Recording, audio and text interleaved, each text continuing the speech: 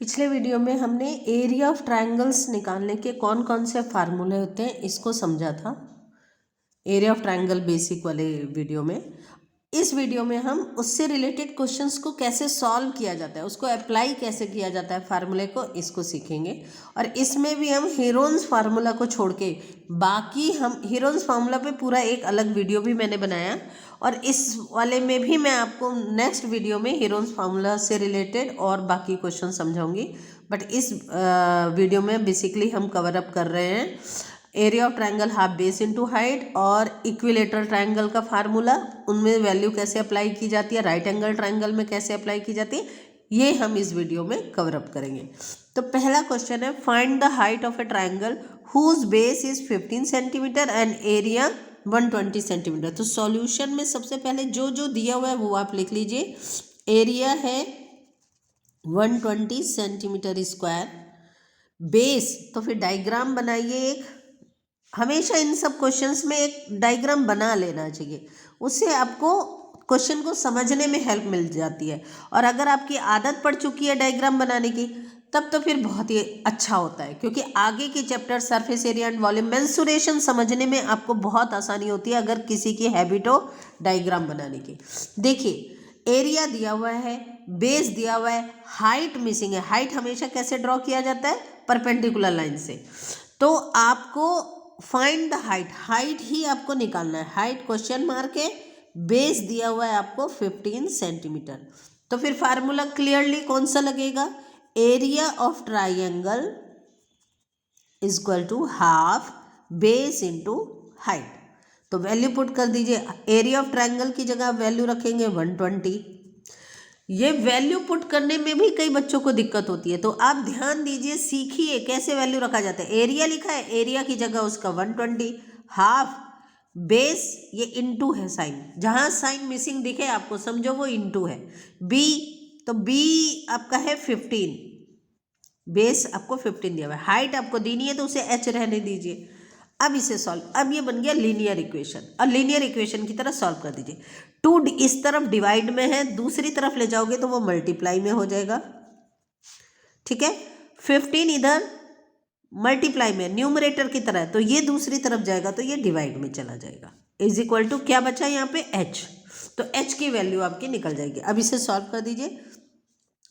यहाँ 5 है, ये 0 है, तो आपको डिविजिबिलिटी रूल को ध्यान से समझना है। 5 3 जा 15, 5 2 जा 10, 5 4 जा 20, ठीक है।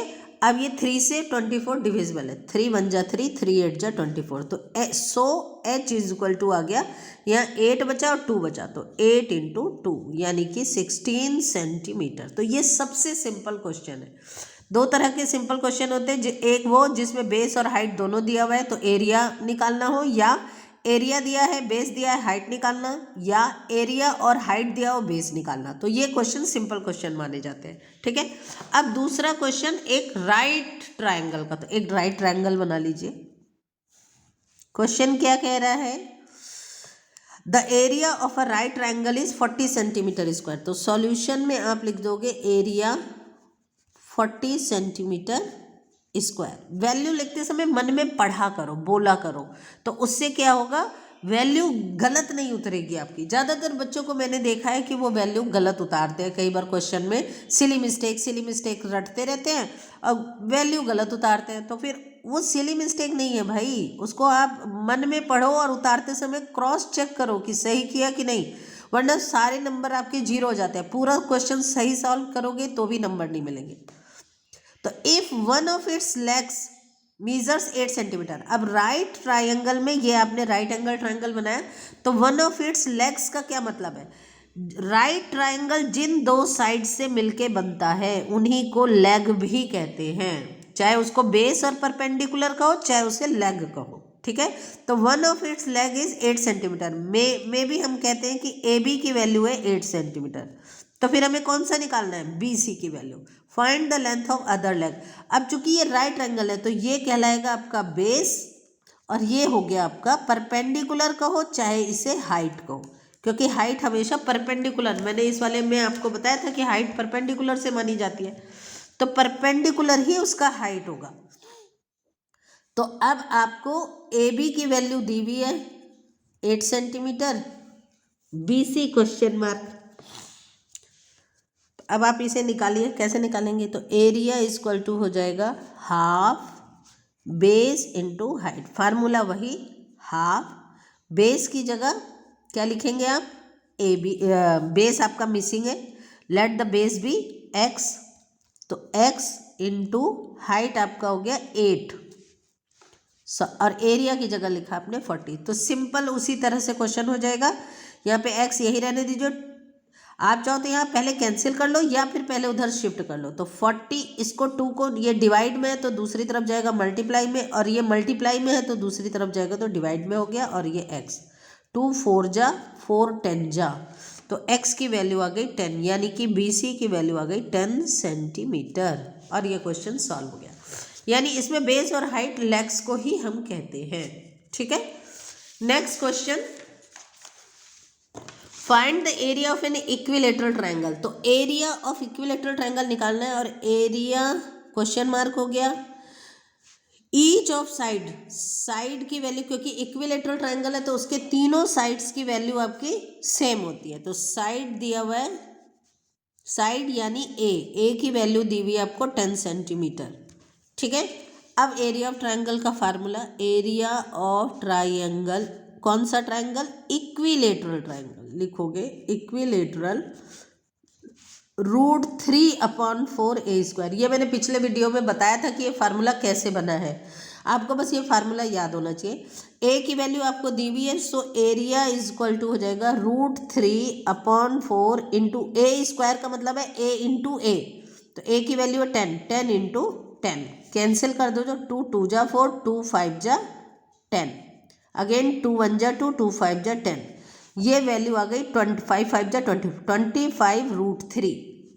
अब √3 की वैल्यू आपको 1.73 दी हुई है। √3 की वैल्यू होती है, ये इरेशनल नंबर है, 1.732 तक लिया जाता है। तो जो आपको अगर क्वेश्चन में नहीं दिया तो आप 1.73 या 1.732 लेके करोगे सब। अब 25 इंटू 1.73 कर दोगे और इसको मल्टीप्लाई कर दोगे तो आपका आंसर आ जाएगा। तो ये आंसर आएगा आपका 43.25 सेंटीमीटर स्क्वायर। ठीक है, अब आप सिंपल मल्टीप्लिकेशन करना है आपको, तो ये आप कर लीजिएगा। ये हो गया इक्विलेटरल ट्रायंगल का क्वेश्चन कैसे सॉल्व किया जाता है। अब आते हैं हम, ये थोड़ा सा डिफरेंट क्वेश्चन है, इसको समझना। Find the area of triangle ABC in which angle B equal to 90 degree. तो आप डायग्राम बनाइए, बिना डायग्राम के ये क्वेश्चन आप नहीं समझ पाओगे ना सॉल्व कर पाओगे, तो इसलिए इसमें डायग्राम जरूर बनाना है। Find the area of triangle ABC in which angle B equal to है 90 डिग्री, बना दिया। BC की वैल्यू है 8 सेंटीमीटर, AC की वैल्यू है 10 सेंटीमीटर। अब आप इसे ध्यान से देखिए, आपको ये 90 डिग्री दिया हुआ है, इसका मतलब ये राइट एंगल ट्रायंगल है, और राइट एंगल ट्रायंगल में हाफ बेस इंटू हाइट करके एरिया निकल आता है। ठीक है,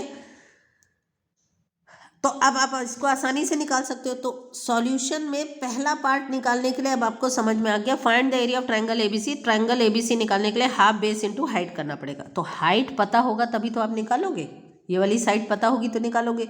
तो इसके लिए आप क्या करोगे, सबसे पहले पाइथागोरस थ्योरम अप्लाई करके ये वैल्यू निकालेंगे। अब इस क्वेश्चन में इसके आगे भी दिया हुआ है, if BD is perpendicular to AC।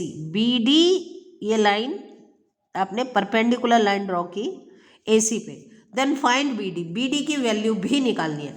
तो सबसे पहले हम एरिया ऑफ ट्रायंगल निकालेंगे, पहला पार्ट सॉल्व करेंगे। तो उसके लिए हमें ये हाइट चाहिए, तो हम पाइथागोरस थ्योरम अप्लाई करेंगे।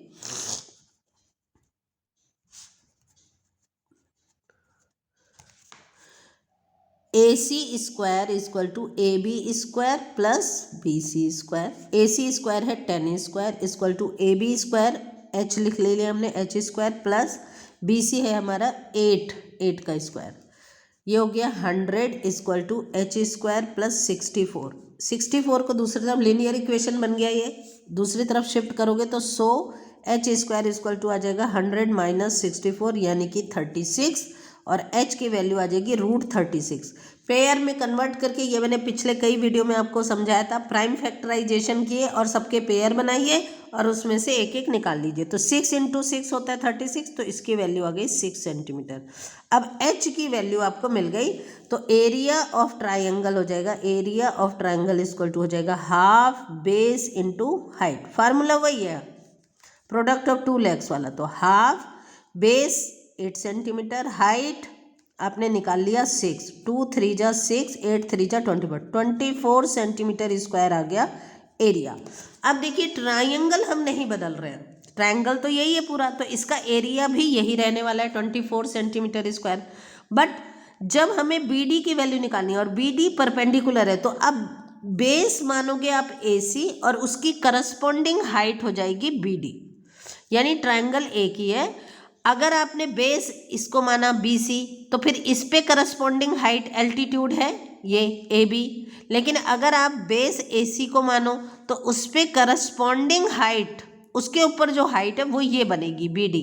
तो अगेन आप यही फार्मूला अप्लाई करोगे, area equal to half base into height. तो यहाँ पे हाफ बेस की जगह लिखोगे AC और हाइट की जगह लिखोगे BD।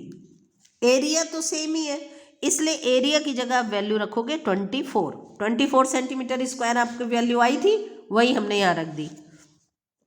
हाफ AC की वैल्यू आपको पता है 10, BD मिसिंग है तो BD निकालना है। अब इसको आप 2 उधर ले जाइए, 10 नीचे ले आइए, 24 × 2/10 इक्वल टू BD। BD की वैल्यू निकालनी थी, तो अब ये फार्मूला में सॉल्व कर दो। 2 5 जा 10, अब BD की वैल्यू आ गई, BD इक्वल टू 24/5। ये पूरा डिविजिबल नहीं होगा, क्योंकि अगर यहाँ 5 लिखा होता 0 होता तो 5 से डिविजिबल होता। अब हमें मालूम है ये 5 से डिविजिबल नहीं है, तो इसको सिंपल जैसे डिवीजन करते कर दो। 5 4 जा 20, 4 रिमाइंडर बचा और 5 8 जा 40, 4.8 सेंटीमीटर इज द आंसर। तो इस तरह से आपको BD की भी वैल्यू मिल जाएगी। तो इस क्वेश्चन में 2 चीज़ें आपको पता करनी थी, आपने दोनों निकाल ली। तो इस तरह से एरिया ऑफ ट्राइंगल के क्वेश्चन सॉल्व किए जाते हैं अकॉर्डिंग टू क्वेश्चन, जो भी आपको वैल्यू दी हुई है। ठीक है, डायग्राम बनाइए, उससे परपेंडिकुलर लाइन को पहचानिए। परपेंडिकुलर लाइन जिस भी साइड पे खींची होगी वही बेस बनेगा, और परपेंडिकुलर लाइन बनती है हाइट। बस उससे आप ये क्वेश्चन सॉल्व कर लोगे। अब नेक्स्ट वीडियो में मैं आपको हीरोन्स फार्मूला से रिलेटेड जो भी क्वेश्चन आपकी बुक में है छोटी क्लासेस में, हीरोन्स फार्मूला इटसेल्फ एक पूरा मैंने आपको समझाया हुआ है, पर फिर भी मैं छोटी क्लासेस में आइसोसेलेस ट्रायंगल का कैसे एरिया निकालेंगे या स्केलिन ट्रायंगल का कैसे एरिया निकालेंगे, तो वो मैं कुछ क्वेश्चंस आपको हीरोन्स फार्मूला कैसे अप्लाई करते हैं वो मैं आपको बताऊंगी।